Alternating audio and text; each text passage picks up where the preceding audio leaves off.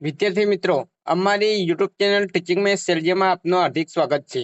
મિત્રો, આજે ધોરણ 8માં વિષય સામાજિક વિજ્ઞાન પ્રકરણ 9 સંસાધન તેમાં જે સ્વાધ્યાય આપેલ છે તે સ્વાધ્યાયનું આજે આપણે સંપૂર્ણ સોલ્યુશન કરીશું.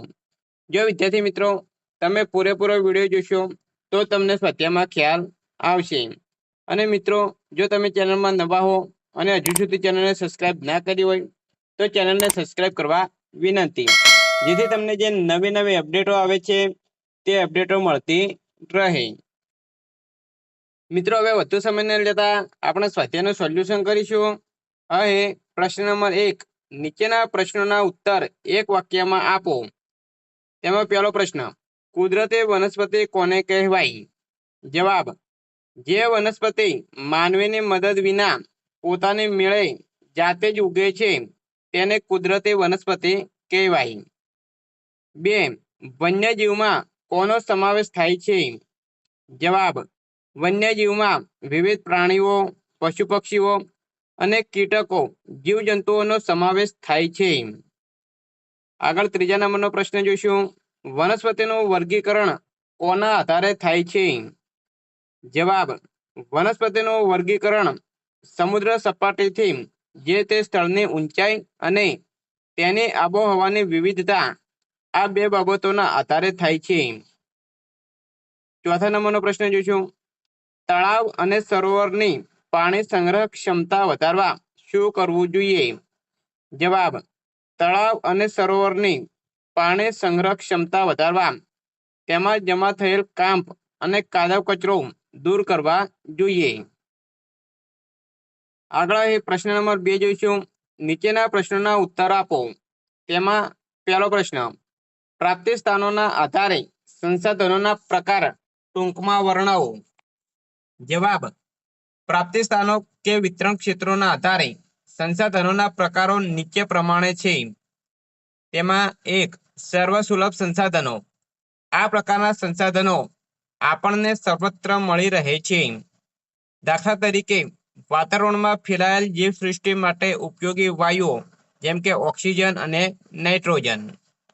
બીજા નંબરમાં જોઈશું, સામાન્ય સુલભ સંસાધનો.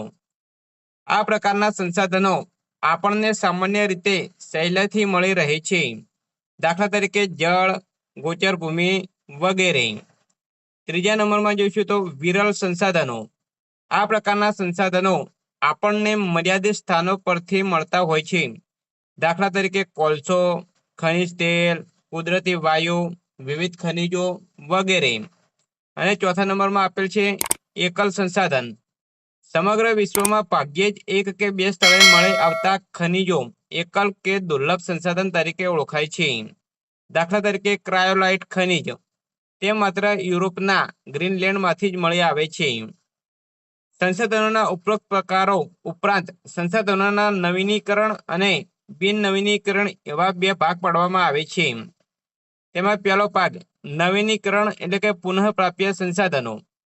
જે સંસાધનો પોતાની મેળે જ ચોક્કસ સમયગાળામાં વપરાતી હિસ્સાની પૂર્તિ કરે છે, અર્થાત અખૂટ હોય છે, તેને નવીનીકરણ સંસાધનો કહેવાય. ઝાડ-પાન, પશુ પક્ષીઓ, પ્રાણીઓ, સૂર્યપ્રકાશ, પવન વગેરે નવીનીકરણ એટલે કે પુનઃપ્રાપ્ય સંસાધનો છે. આગળ જોઈશું તો બિન નવીનીકરણ પુનઃ અપ્રાપ્ય સંસાધનો. જે કુદરતી સંસાધનો એકવાર વપરાયા પછી નજીકના સમયમાં તેનું પુનઃનિર્માણ અશક્ય હોય તેને બિન નવીનીકરણ પુનઃ અપ્રાપ્ય સંસાધનો કહેવાય. ખનિજ કોલસો, ખનિજ તેલ, કુદરતી વાયુ, પરમાણુ, ખનિજો વગેરે બિન નવીનીકરણ પુનઃપ્રાપ્ય સંસાધન છે. આગળ બીજા નંબરનો પ્રશ્ન આપેલો છે કે તફાવત આપો નવીનીકરણ સંસાધનો અને બિન નવીનીકરણ સંસાધનો. તો એનો જવાબ અહીં આપેલો છે, નવીનીકરણ સંસાધનો તે પોતાની મેળે ચોક્કસ સમયગાળામાં વપરાતી હિસ્સાની પૂર્તિ કરે છે, અર્થાત અખૂટ હોય છે. બિન નવીનીકરણ સંસાધનોની વાત કરીએ, તે એકવાર વપરાઈ ગયા પછી નજીકના સમયમાં તેનું પુનઃનિર્માણ અશક્ય હોય છે. બીજો મુદ્દો જોઈશું તો ઝાડ, પાન, પશુ પક્ષીઓ, પ્રાણીઓ, સૂર્યપ્રકાશ, પવન વગેરે નવીનીકરણ સંસાધન છે. બીજા નંબરમાં નવીનીકરણના મુદ્દા જોઈશું તો ખનિજ કોલસો, ખનિજ તેલ, કુદરતી વાયુ, પરમાણુઓ, ખનિજો વગેરે બિન નવીનીકરણ સંસાધનો છે. આગળ આવી પ્રશ્ન નંબર 3 જોઈશું. માનવ સંસાધન વિશે ટૂંક નોંધ લખો. જવાબ: માનવે જગતમાં સંસ્કૃતિનું નિર્માણ કર્યું છે, તેથી માનવી પોતે જ એક શક્તિશાળી સંસાધન છે. તે પોતાના જ્ઞાન અને કૌશલ્ય વડે કુદરતના વિવિધ તત્વોને સંસાધનના સ્વરૂપે વાપરે છે. આમ માનવી સંસાધનોનો બનાવનાર અને વાપરનાર બંને છે. આ પ્રક્રિયામાં માનવ પોતાની બૌદ્ધિક ક્ષમતા પ્રમાણે કુદરતમાંથી મળતા તત્વોમાંથી ઉત્તમ તત્વો પોતે પસંદ કરે છે. માનવી કુદરતી સંપત્તિનો મહત્તમ ઉપયોગ ત્યારે જ કરી શકે છે જ્યારે તેની પાસે તે માટેના આવશ્યક કૌશલ્યો, આવડત, જાણકારી કે ટેકનોલોજી હોય. શિક્ષણ અને આરોગ્ય સેવાઓ માનવીને એક વિશિષ્ટ પ્રકારનું સંસાધન બનાવે છે. માનવીની સંસાધન બનાવવાની એ પ્રક્રિયાને માનવ સંસાધન વિકાસ કહેવામાં આવે છે. પ્રશ્ન નંબર 4 જોઈશું. જળ તંગી માટે જવાબદાર મુખ્ય પરિબળો કયા કયા છે? જવાબ: ભારતમાં પાણી પુરવઠાનો મુખ્ય આધાર વરસાદ પર છે, જે ઘણા વિસ્તારોમાં અનિયમિત અને અનિશ્ચિત છે. તેને કારણે મુખ્યત્વે ઓછા વરસાદવાળા વિસ્તારોમાં વારંવાર પાણીની તંગી સર્જાય છે. ભારતમાં છેલ્લા 5 દાયકામાં સ્ફોટક વસ્તી વધારો થયો છે. નિરંતર વધતી જતી વસ્તી માટે અનાજ અને રોકડિયા પાકોનું વધતું જતું વાવેતર, વધતું જતું શહેરીકરણ, આધુનિક જીવનશૈલી, નિર્વણીકરણ, જંગલોનો વિનાશ વગેરે પરિબળો જવાબદાર છે. 5મા નંબરનો પ્રશ્ન જોઈશું તો પરિસર તંત્ર કોને કહેવાય? સવિસ્તાર સમજાવો. જવાબ: જીવાવરણમાં માનવો, વનસ્પતિઓ, પ્રાણીઓ, જીવજંતુઓ વગેરે સજીવોનો સમાવેશ થાય છે. તેમાં એક સજીવ બીજા સજીવ સાથે જોડાઈને પોતાનું અસ્તિત્વ ટકાવી રાખે છે, જેને પરિસર તંત્ર તરીકે ઓળખવામાં આવે છે. વનસ્પતિ આપણને અનેકવિધ જરૂરિયાતો પૂરી પાડે છે. તે પ્રાણી સૃષ્ટિને કુદરતી આવાસ, રહેઠાણ અને ખોરાક પૂરા પાડે છે. વનસ્પતિ વાતાવરણમાં ઓક્સિજન અને કાર્બન ડાયોક્સાઇડનું સંતુલન જાળવે છે. વનસ્પતિ જંગલો, ઇમારતી અને બળતણનું લાકડું, ઔષધિઓ તેમજ કાગળ અને દિવાસળી જેવા ઉદ્યોગો માટે કાચો માલ આપે છે. તે કેટલાક ગૃહ ઉદ્યોગો માટે વાંસ જેવી સામગ્રી આપે છે. આ ઉપરાંત ગુંદર, લાખ, રાળ, મધ, નેતર, રબર, વિવિધ ફળો વગેરે તેની ગૌણ પેદાશો છે. જંગલો પવન અને વરસાદથી થતું જમીનનું ધોવાણ અટકાવે છે. જંગલો જમીનમાં ભેજ સંગ્રહી રાખે છે અને ભૂગર્ભ જળને જાળવી રાખે છે. નદીઓમાં આવતા પૂરને નિયંત્રિત કરવા માટે જંગલો ખૂબ જ ઉપયોગી છે. 7મા નંબરનો પ્રશ્ન જોઈશું. જંગલો આપણને ખૂબ ઉપયોગી છે, આ વિધાન સમજાવો. જવાબ: અહીં અલગ અલગ જંગલના ઉપયોગ આપેલા છે, તે આપણે ઉપયોગ જોઈશું. એમાં પહેલો ઉપયોગ: જંગલો વાતાવરણમાં ઓક્સિજન અને કાર્બન ડાયોક્સાઇડનું સંતુલન જાળવી રાખે છે. બીજો ઉપયોગ: જંગલમાંથી મજબૂત અને ટકાઉ ઇમારતી લાકડા મળે છે. ત્રીજો ઉપયોગ: જંગલોના કેટલાક વૃક્ષોનો લાકડો બળતણ તરીકે વપરાય છે. ચોથો ઉપયોગ: જંગલો કેટલીક ઔષધિઓ તેમજ કાગળ, દિવાસળી જેવા ઉદ્યોગો માટે કાચો માલ પૂરો પાડે છે. 5મો ઉપયોગ: તે કેટલાક ગૃહ ઉદ્યોગ માટે વાંસ જેવી સામગ્રી આપે છે. 6થો ઉપયોગ: જંગલોમાંથી ગુંદર, લાખ, રાળ, મધ, નેતર, રબર, ફળો જેવી પેદાશો મળે છે. 7મો ઉપયોગ: જંગલો વરસાદ લાવવામાં મદદરૂપ થાય છે. 8મો ઉપયોગ: તે આબોહવાને વિષમ બનતી અટકાવે છે.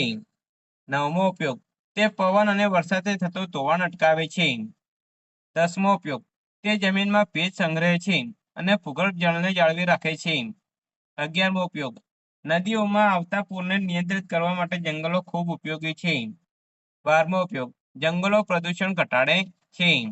આ રીતે જંગલોના અલગ અલગ ઉપયોગો છે. આગળ એ 7મો પ્રશ્ન જોઈશું. સંસાધનોના સંરક્ષણના ઉપાયો જણાવો. જવાબ: સંસાધનોના સંરક્ષણના ઉપાયો નીચે પ્રમાણે છે. તેમાં પહેલો ઉપયોગ. અહીં વિદ્યાર્થી મિત્રો અલગ અલગ ઉપયોગો આપેલા છે તે તમે જોઈ શકો છો અને આ રીતે લખી શકો છો. જો મિત્રો તમે ચેનલમાં નવા હો અને હજુ સુધી જો ચેનલને સબસ્ક્રાઇબ ના કરી હોય તો ચેનલને સબસ્ક્રાઇબ કરવા વિનંતી, જેથી તમને જે નવી નવી અપડેટો આવે છે તે અપડેટો મળતી રહે. મિત્રો આ આપણા ધોરણ 8ના બીજા જે વિષયો આપેલા છે તેમાં જે સ્વાધ્યાય આપેલા છે તે તમામ વિષયના સ્વાધ્યાયના સોલ્યુશન અહીં આપણે ચેનલ ટીચિંગ મેથ્સ LGમાં મૂકવામાં આવે છે તે તમે જોઈ શકો છો. જ્ઞાન સાધના, NMMS જેવા પરીક્ષાના જે જૂના પેપરો છે તેના સોલ્યુશનના વિડીયો પણ અહીં આપણી ચેનલમાં ઉપલબ્ધ છે જે તમે જોઈ શકો છો અને તમારી આવનારી જે પરીક્ષા છે તેમાં પણ તમને ખૂબ જ ઉપયોગી થશે. આગળ આપણે પ્રશ્ન નંબર 8 જોઈશું. સંસાધનોનું સંરક્ષણ કરવું એ આપણા સૌની ફરજ છે. વિધાન સમજાવો. જવાબ: વધતી જતી વસ્તી અને વિજ્ઞાન તથા ટેકનોલોજીનો અસાધારણ વિકાસ થવાથી સંસાધનોનો વપરાશ ખૂબ જ વધી ગયો છે. આ પરિસ્થિતિમાં કેટલાક સંસાધનોની અછત સર્જાય છે. સંસાધનોના અભાવે માનવીની આજની પ્રગતિ અને તેની આધુનિક જીવનશૈલી જાળવી રાખવી દુષ્કર બની જશે. ભવિષ્યમાં સંસાધનોની અછત ન સર્જાય એ માટે સંસાધનોનું સંરક્ષણ કરવું અત્યંત અનિવાર્ય બન્યું છે. એ માટે સંસાધનોનો આદરપૂર્વક, કરકસર ભર્યો અને વિવેકપૂર્ણ ઉપયોગ કરવો જોઈએ.